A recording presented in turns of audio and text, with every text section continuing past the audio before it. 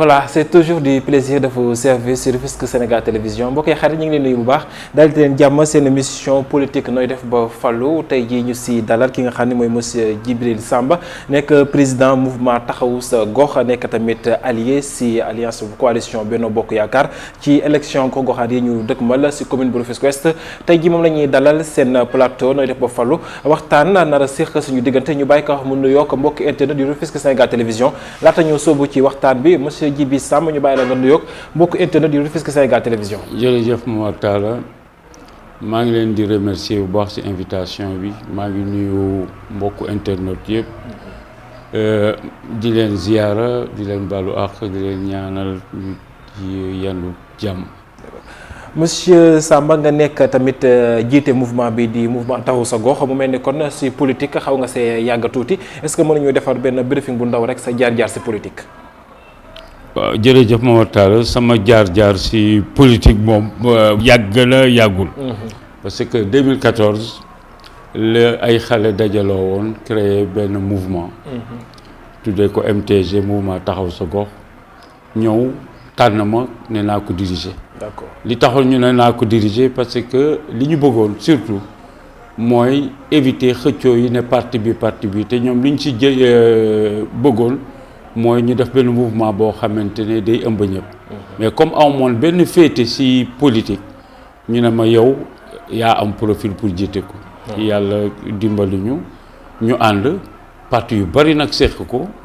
mais bi ñuy dugg dañ ne kuy ñëw sa appartenance ci parti politique la nga koy teg fële. d'accord ñu dajaloo amoon na parti yëpp parti Sénégal yëpp a nga fa daje woon mais li ñu intéressé woon rek mooy avenir u Tëngéej. particulièrement Rufisque Ouest. ñu dem ci ñoom ñu ànd dem ci élection locale yi. loolu moo ma dugal ci politique. d'accord comme nañ jàpp ne kon mouvement taxawu sa gox li ko tax a jukk mooy comme tey jii ni ñu nekkee ci benn koñ ñii fare APR ñii fare PDS ñi kii ñu boole ñoom ñëpp ñu bokk gis-gis ci li jëmale gox bi kanam. rek loolu kese moo taxoon jóg MTG. d'accord mooy gis nañ difficulté yi am fi suñu environnement di gën a suñu dëkkuwaay yi di yàqu. ñu ne nag léegi nañ bàyyi parparloo politique bi ànd ñun ñëpp. def li nga xamante ne moo war jàppale nit ñi pour seen dëkkuwaay rafet sell. ci domaine yëpp. loolu moo tax tey jii nga nekk ci commune bu Rufisque Ouest tey jii tamit jaar politique bi nga wax ndax mënul lu tax xaaruñu woon tey jii nga samp sa ndënd pour laaj li nga xam ne mooy commune bu Rufisque Ouest. waaw xam nga samp sa ndënd man damay wax toujours ne nekk. tête de liste nekk kii amul solo. li am solo mooy nit ñi bu ñu bokkee bokk bëgg-bëgg nañu fexe ba dajaloo. bu ñu dajaloo par exemple Rufisque Ouest. d'accord ñun fi ñu dëkk HLM. dañu toog ne dañuy dajaloo. pourquoi parce que à chaque fois bu élection locale amee dañuy tasaaroo. les hommes politiques dañuy ñëw tas ñu ñun ñëpp. kii far fii kii far fële au bout du compte ñun duñ ci gagné dara. d'accord ñu ne nag nañu dajaloo teg suñu appartenance fële jiital intérêt cité bi mooy HLM ak li ko wër yëpp. bu ñu ko jiitalee ñu ànd nekk benn bu ñu àndee nekk benn kii ut allié mais allié bi duñ ko wax ne ko lii la ñu bëgg parce que boo ñu defee fixation si kuy jiitu rek dañuy perte. parce que xëccoo bi day bari ñu l'essentiel dañ ne képp ku mën a gagner. buy diriger day diriger en équipe. D'accord. day diriger en équipe pourquoi parce que maire yi fii am dañuy am hégémonie maanaam mooy si côté conseillers municipaux yi. ñoom ñoo fay ëpp doole. ba nga xamante nit ñi bu ñu voté ba pare moom mooy dérouler def lu ko neex. tey ji bu ko neexee kii nekkoon mujje si liste yi bu ko neexee mu def ko premier adjoint.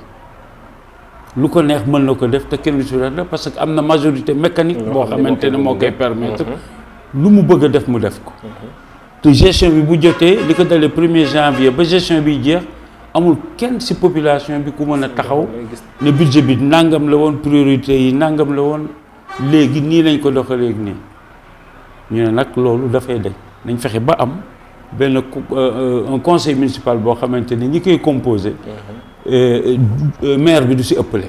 d'accord waaw. mais tey jii comme ni nga wax nii dëgg la expérience bi xëy na est-ce que tey tamit j'aurais bien nit ñi dañu bëggoon carrément tamit nga doon candidat parce que tamit comme ni nga wax fal nit ba pare après bu ñu ko falee mu laa di fàtte askan wi te tey jii yow am nga benn chronologie boo xam tey jii mën nañ jàpp ne yow mii tey jii boo dekkoon candidat ba nekk maire doo fàtte askan wi est-ce que tamit waroo woon di samp sa ndënd monsieur Samb. waaw mais xam nga ñun man du ma def fixation si pour ne damay jiite. parce que 2014 jiite woon naa liste. boo xoolee kii les deux centres bu imprimerie case foyer 11 bureaux de vote la 11 yëpp maa ko gagné. d'accord waaw mais taxul tey ma ne dama war nekk ñu bari nag sollicité nañ ma pour loolu. mais dama leen déedéet. surtout loolu tamit parce que candidat yi si bëri tamit doon nañ la sollicité si élection yi sax. ñoom ñëpp a ma sollicité ñëpp mais dama ne boo demee yow kenn da ngay bàyyi ñoo xamante ne mën nga allié ak ñoom. par exemple ma jox la exemple bu ndaw rek tey jii bu ne ma woon HLM damay dem dina am ñu dëkk HLM ñoo xam ne du ñu ànd ak man. d'accord léegi li ñu choisir mooy ñun HLM ak li ko wër c'est di cité Serigne Mansour Babou Salam et tout nañu regroupé def benn programme ne lii la ñu bëgg ci suñu dëkkuwaay xool un allié sûr boo xamante ne li ñu koy proposé dina ko nangu am na ñu ko proposé nanguwuñu mais am na ñu proposé ñu nangu par exemple l'honorable député Souleymane Ndoye bi ñu toogee ak moom waxtaan ak moom ñun HLM ak li ko wër bi ñu ko defee proposition bi ci format wu conseil municipal bi daf ñu ko nangul. d'accord moo ñun bëggatuñu maire boo xamante ne dafay falu rek ne sama yaay moo ko liggéey. déroulé di def lu la neex c'est typiquement sénégalais côté boobu. waaw léegi bëggatuñu ko dañ bëgg un maire boo xamante ne bu faloo dañuy toog déggoo ci premier adjoint deuxième adjoint et cetera déggoo ci budget bi déggoo ci priorité bi déggoo aussi ci rendre compte aux populations. parce que population yi ñoo la fal. dëgg la xam nga yabaate paasewul population yi yendu ci bureau de vote fal la ba pare nga génn ñu ne la yaay maire nga ne sama yaay ko liggéey. lu doy waar waaw léegi il faut que loolu dañ. loolu d'accord nañ ci ak Souleymane Ndoye ba nga xamante ne tey jii bu fekkee moom mooy tête de liste. bu gagné du am hégémonie ci conseil municipal bi. on va travailler en équipe. tey jii wax nga ko say biir wax sànq mooy programme yi nga xam ne tënk ngeen ko si cité yi wër HLM bi wax noonu. ban genre programme ngeen tënk ba tey jii Souleymane Ndoye daal di koy nangu. waaw parce que ñun li ñu tëral mooy lan xam nga ñun suñuy problème dafa bari. waxuma ville bi sax ville bi moom gis ngeen ni mu mel. waaw doy na waar c'est catastrophique. ville bi doy na waar ku fi romb sa yaram dam mais particulièrement ouest xam nga ouest en 96 xam nga 96 moo consacré avènement wu commune yi. arrondissement. d'accord ouest moom lañ doon wax naan mooy avenir u Tëngéej. xam nga lu tax parce que moom rek moo fi amoon ay réserves foncières boobu kenn dëkku fi. d'accord mooy gannaaw HLM. kenn dëkku fi. projet d'avenir du Tëngéej yépp fa lañ ko waroon a def malheureusement suuf si lañ jël daggati ko 150 mètres carrés 150 mètres carrés 150 mètres carrés man je suis urbaniste de formation avant may nekk financier. d'accord donc aménagement territoire mooy sama liggéey. ñu daggate ko te gis nga population lu muy gën a ñëw problème di gën a bari si. c'est comme ça loolu la ñuy wax urbanisation. te boo xoolee foofu côté HLM maanaam nañ ko liggéeyee c'était pas pour accueillir beaucoup de monde. non mais c'est que ba jox la lu simple nit ñi bu ñu dee fu ñu leen di suul. si cimetière yi. waaw parce que amatul boo demee Dangu fees na Thiawlène fees na Jokkul fees na. manque d'espace. donc nit ñi seen boulimie foncière dem la ba nga xamante ne xalaatuñu sax seen bopp dañuy daggate kër xalaatuñu lycée xam nga ouest ñaata quartier la am. 65 quartiers 65 quartiers te lycée ëpp mu ngi fii gannaaw HLM. d'accord amul lycée. te bi waroon na fekk mu am lycée et tout. mais bien sûr. plus de 45 000 personnes fu ñu dëkk. mais warul am lycée. si warul am hôpital. si nit ñi dañu continuer di jóge fii di dem Youssou Mbargane loolu yëpp politique aménagement territoire la foofu aussi préoccupation la pour ñun. éclairage public. waaw jafe na fa lool. problème de sécurité. problème éducation.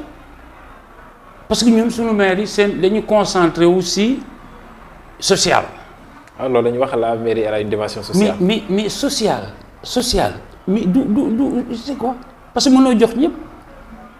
si mënoo jox ñëpp tey au lieu que boo jëlee par exemple benn somme dugal ko ci benn quartier nga xamante ne 10 personnes lay kii mais defal ay lampes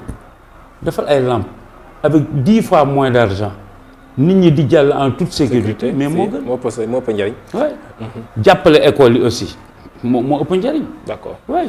tey jii nga bokkoo ci coalition Benno Bokk Yaakaar ak Souleymane Ndoye te tout récemment nemmeeku nañ jafe-jafe yi nga xam ne amoon na si biir coalition bi. ak moom mi nga xam moom mii di seen tête de liste di Souleymane Ndoye gannaaw ba mbéree woon li nga xam ne mooy liste boppam bi ko président investir woon moment boobu noonu yéen jàngat ngeen am ci loolu. bon jàngat biñ si am mooy lenn mooy ànd nañ di liggéey. suivant un programme parce que dañ toog wax. d'accord ànd ak moom. ñu teg suñu programme mu accepté ko ñu ànd di liggéey à un moment donné effectivement mu am flottement boobu après ki ko yilif woo ko ne ko ouest ak département effectivement créé woon na mouvement mais après mu dellu siwaat Benno Bokk Yaakaar moom mooy diriger ouest diriger département ñu nit ñu ko ànd seeg moom bi mu créé mouvement bi aussi dañu àndoon ak moom ci mouvement bi. ah bi nga créé mouvement bi da nga àndoon ak. waaw bi mu créé mouvement bi dama àndoon ak moom. d'accord waaw dama àndoon ak moom parce que li mu ma wax convaincre na ma waaw. tey jii commune bu Ouest tey jii boo doon jàngat bilan bi nga xam ne maire bi fa nekk jamono ji loolu la fa def nooy définir bilan bi. ah man xam nga man du ma toog di juger bilan. man dama jàpp ne.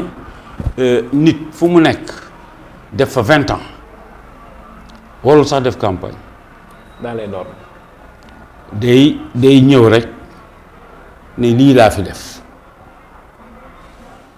2001 laa fi ñëw jox nañ ñu budget temps ay prospectus lay def 2001 temps 2002 temps 2003 temps et cetera tant de milliards yi nii laa ko répartiré. d'accord santé def naa fi lii.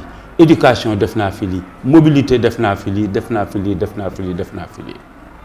bu leen doyee ngeen votel bu leen doyul baax na du ma campagne man du ma def 20 ans ci poste di campagne sama bilan rek laay teg bu baaxee rek nit ñi votel parce que nit ñi léegi xam nga bu njëkk ba nit ñi dañ tàmm di campagne nit ñi di tàccu jigéen ñi ñu daan toog di exploiter di leen tàcculoo sax léegi boo wootee jigéen ñi sax duñ la faale parce que léegi nit ñi li nga leen di da ngay def ñu gis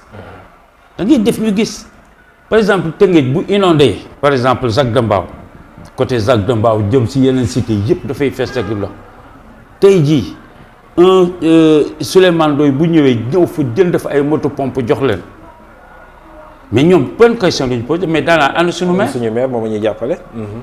c'est ça le problème waa Jokkul Kaw yi bu ñu toogee di cotiser pour di toog di pavé seen yoon bi jëm si armeel yi et cetera mu ñëw jàppale leen ñoom lan la ñuy wax mais dañ naan ànd suñu maire. c'est ça léegi nag yow maire boo bañee nit ñi wax ànd suñu maire mais da ngay def. kon daal ba pare nag indi bilan wax leen ne bi ma fi nekkee ba léegi lii laa fi def. man loolu rek laay demandé mooy bi ma fi nekkee ba léegi lii laa fi def nga bàyyi nit ñi jugé. te gisaguñ ko kon mën nañ jàpp ne lajj na si li nga xam ne mooy côté bilan. ah xaw ma ndax lajj na de mais en tout cas daal bu indiwoon bilan bi nit ñi dinañ mën a jugé ndax lajj na am de. parce que bilan bi rek moo mën a wax parce que effectivement mooy li ma doon wax mooy ñun dañu bëgg a conseil municipal boo xamante ni dañuy toog di informer mooy bu ñuy voté budget bi. population bi dinañ xam ne budget bi dinañ ko voté telle date. buñ ko voté ba pare dinañ ko publier nit ñi xam ne budget bi temps la nii lañ ko répartir. ba pare nag priorité yi ñu def ko. parce que jox seen bopp ñu demoon fépp fu ñu demoon fëgg seen buntu ne leen dañu bëgg nga voté leen quartier yooyu yëpp dinañ xam budget bi ñaata la nii lañ ko répartir. loolu gis nga dëkk bi côté yëpp nag. muy si gouvernement bi ba si suuf. yëpp si échelon yëpp de la vie du Sénégal dans la République. bu ñu ko deful dëkk bi du dox. parce que loolu mooy transparence mooy defar dëkk. tey jii si wàllum ba programme tey jii commune bu Ouest candidature bu président Souleymane Ndoye tey jii lan ngeen indi lu bees bu ngeen nekkee si bopp commune bi. mais programme baa ngi nii après mën naa la ko jox après nga garder ko. si voilà mu ngi nii. yu bare dañ ko ciblé si sunu programme yu bare. d'accord mu yëpp nag dañ ko lëkkaleeg difficulté yi li population bi. te benn étude de terrain ba pare. étude terrain. dañu am ay équipes yoo xam ne dañuy wàcc sur le terrain. ñu def diagnostic ci 65 quartiers yi. d'accord waaw parce que ñun suñu coalition quand même yàlla daf ñu may mu am ñu compétent.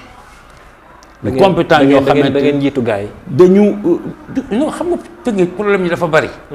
il suffit que nga dem population yi rek ngay laaj. jarul ngay sonn da ngay dem ci population yi rek laaj leen lan mooy seen problème nga gis ñu toog di la énumérer ba yow sa bopp da ngay jaar yooyu yëpp nag lañ jël dajale def un programme. def diagnostic bi ba pare proposer ay solutions yoo xam ne yu demee ne si problème budget bi mooy problème transparence bi wax nga xam ne c'est extrêmement important. mooy les allocation de ressources yi ñu état bi di jox naka lañ koy utiliser si loolu jar a lijjanti. parce que il faut que population yi voté xam nga vote dafa métti. boo voté ba pare war nga xam yow li nga vote ki nga voté ressources yi ñu koy jox fu nu mu koy def loolu c'est élémentaire. éducation aussi il faut que ñu am ko xam nga problème yi ngay gis ni am nawetaan yi. éducation c'est fondamental dans la vie d'une personne. D'accord. il faut que maire bi taxaw si ñun dañ si taxaw si éducation dañuy taxaw si transparence dans l'exécution du budget. dinañ taxaw si jeunesse bi y a beaucoup à faire. beaucoup à faire. problème formation. problème mu emploi yu bari jeunesse bi daf ko war a am te amu ko. yooyu dañ siy taxaw dinañ taxaw aussi si leadership féminin les femmes sont oubliées et pourtant jàmbaar lañ. tey boo fi génnee 4 heures du matin di génne naan da ngay dem Dakar ay jigéen rek ngay gis sax ñu jigéen rek ngay gis. te même sur le plan politique liñ si sonn góor ñu sonn ñu ko. d'accord yéen démb laa mujj génn di def benn tournée et tout on était 2 ou 3 hommes ak 10 femmes ñoo ëpp pas-pas ñoo gën a sérieuse loolu moo tax nag war nañu leen taxaw. santé bi aussi même chose. surtout santé bi lañu santé bi même chose. ñun ba ngay xool ñun suñu foofu ñu dëkk nii. commune de Ouest. foofu Ouest ni mu toll. mais amuñu hôpital kuñ fi jël il faut que ñu jël la jëm la yóbbu. Youssouf Mbargane avec ses moyens limités. ak infrastructure yi pour nga yegg c'est tout un problème. non li mu polariser moo bari. tey jii war nañ fu ñu tabaxee mu dajale 10 000 personnes war na am un hôpital gis nga liggéey aménagement territoire dafa am ay normes gis nga normes yooyu saa ñu ko teggee rek conséquences yaa ngi nii mooy am surface ba toll ni diggante tali HLM ba autoroute à péage ba si gannaaw autoroute à péage plus Zac Mbao bi ñu mën ko def ko lépp ay kër. xanaa ay jàkk rek lañ ci prévoir. quartier bu nekk nit ñi def fa jàkk et tout. defuñu fa poste de santé defuñu fa école defuñu fa CM defuñu fa lycée mais quand même. defuñu fa hôpital dañu saytu ñi nga xam ne comme seen nga xam seen xam-xam màcc na si li nga xam mooy wàllu urbanisation. mais xam nga Tëngéej ni muy marché du Tëngéej sax Sénégal. mooy boo farul ak ñoom politiquement. mais doo leen jege. xam nga tey jii xaw ma kan mooy gagné maire bi mais kii gagné maire bi par exemple tey bu ñëwoon ne gagné naa xool compétence yi ne leen kaay leen ñu liggéey mais dëkk bi day dox. mais duñ ko def danaan ñan ñoo ma jàppale si biñ may. fal voilà jeex na ku far ak yow nga indi ko ku la faraloon njëkk man loolu moo tax sama classe yi dañ leen di écarter parce que man faruma ak kenn. waaw askan wi nga àndal. waaw askan bi laay àndal jeex na. tey jii yéen tamit lan mooy nekk seen position bu ngeen demee ba fallu si li nga xam ne tamit mooy li ñuy nemmeeku ak ñi nga xam ne agent municipal lañ ay salariés ci mairie te duñu xëy si maanaam nekk si yeneen domaine ak nekk feneen te bu weer deewee seen xaalis daa leen fekk te loolu bokk na si li nga xam ne askan wi bëri na dañ koy ñaawlu jamono ji. nga Tëngéej bu bëggee dégg dëgg loolu ko yàq gis nga maire yi amul vocation pour créer emploi dina am ñu bari ñu si d'accord ak man mais dama koy wax sa kaw ñëpp dégg ma ku bëgg ma débattre ak yow xam nga maire da ngay créer condition pour nit ñi liggéey. gis nga fii li fi nekkoon si ay terrain diggante juuti ba péage jëm Zac Mbao foofu buñ fu amoon ay zone industrielle def attirer ay investisseurs ñu ñëw créer ay usines def fa des infrastructures yoo xamante ne xale yu bari dinañ liggéey moo gën xale yi ñuy toog di fay ay 100 000 125 000 francs indi leen si maire bi ñuy liggéey duñu sax bëgg liggéey parce que xam nañ li ñu leen di jox sarax la duñu sax effectivement duñu am envie liggéey nañu jël xaalis bi investir moo gën jël xale di leen ji et puis loolu sax dafa baaxul mooy jël ay nit teg leen di leen fay si ñaxu askan te liggéey parce que xaalis bi ñaxu askan bi mooy tey jii même boîte almet bi ngay jënd am na impôt bu si état bi laxas boo xamante ne yow ak sa moroom ak keneen moom la ñuy dajale séddale ko structure yi xaalis boobu ñaxu askan la waruloo toog ñu la koy jox nga koy yóbbu sa njaboot ñuy lekk te yow nga ne doo xëy liggéey mais ñi leen jël ñoo ko def parce que ñi leen jël dañu bëgg fu ñuy dem ñu topp leen di leen tàccu waaw tey jii coalition Benno Bokk Yaakaar gis nañu def nañu seen programme au niveau de l'ouest au niveau du nord ak est ak ville beeg yëpp ndax mën nañ jàpp ne tey jii mooy la coalition gagnante waaw mooy la coalition gagnante man je suis convaincu que la coalition Benno Bokk Yaakaar à l'ouest j'ai pas fait d'analyse defuma analyse si ville ak est ak nord wax dëgg yàlla mais ouest moom xam naa ne c'est la coalition gagnante waaw xam naa c'est la coalition gagnante ndax jàppoon na tey jii askan bi su bëri comme nañu amee jafe-jafe yi dox seen digganteeg li nga xam ni mooy le président Sall ak coalition Benno Bokk Yaakaar ndax jàppoon tey jii tamit ëllëg si biir maanaam mën nañ coalition Benno Bokk Yaakaar mën nañ ko sanctionner waaw xam nga booy demee si ay nit di wax ak ñoom il faut que nga comprendre leen nga xamal leen lu ñu comprendre xam nga ñu bari dañuy def amalgame entre élection locale ak yeneen élection présidentielle man fi ma dëkk xale yi mooy wax ak ñoom ñu ne ma Benno Bokk Yaakaar Macky Sall la may leen déedéet fii ku fi voté sa bopp nga voté leeral surtout côté communication bi fii ku fi voté sa bopp nga voté parce que sa lampe yi problème inondation problème assainissement yi problème environnement yi ngeen am fii yéen a koy régler seen bopp du Macky Sall koy régler Macky Sall n'a rien à voir ci élection locale yi nekk fii ku nekk sa dëkkuwaay sañ nga taxaw ni fii dama koy defar ñun loolu lañ def te ku ñu toogal it noonu démb la ñu toog wax ci ak ay nit convaincre leen pour ñu xam ne élection bi du élection du Macky la ñuy fal mais da ngay fal ki lay jëriñ ëllëg ngir sa bopp mais da ngay et puis da ngay fal sa bopp boo toogee par exemple quartier HLM et environ ñu honorable député kii ak sunu programme mu accepté ko investir ci 15 mu investir leen donc cela veut dire que moom nangu na sunu programme. te boo voté koo voté 15 yi nga dëkkal. tey yow ban position nga nekk ci liste bi. man maa ngi 7e majoritaire. d'accord waaw. maa ngi nekk 7e majoritaire mais xam nga majoritaire raw gàddu la. bu ñu gagné c'est les 32 qui vont. ñoom ñëpp dañuy jàll. waaw 10 premiers yi ci la bokk dañuy dem en ville. d'accord waaw tey jii li nga xam tamit yegg si nañ si cëppaandawu émission bi dañuy àddu rek si wàllum actualité nag ngay jàngate li nga xam ne actualité bi jamono ji étudiants yaa ngi grève violence bi nga xam ne nemmeeku nañ ko si université yeeg si stade yeeg yooyu yëpp violence bi si jeunesse bi tey jii ban jàngat nga am ci loolu. waaw xam nga violence bi nga xamante ne dafa am actuellement au Sénégal il faut que ñu dellu gannaaw tuuti ci éducation il faut que nag nit ñi xoolante ci biir bët waxante ne quelque part muy man di keneen sama beneen nawle am na lu ñu raté ci sunu éducation doom. d'accord ñun université li ñu ko doon waxee c'était les années de braise mais am na foo xam ne yegguñu fa woon. ay xale yoo xamante ne amul benn problème mais pourtant bu ñuy def pillage dañ ci bokk. la moo tax. il faut que ñu revoir depuis l'école primaire jëm ci lycée et cetera et tout c'est important.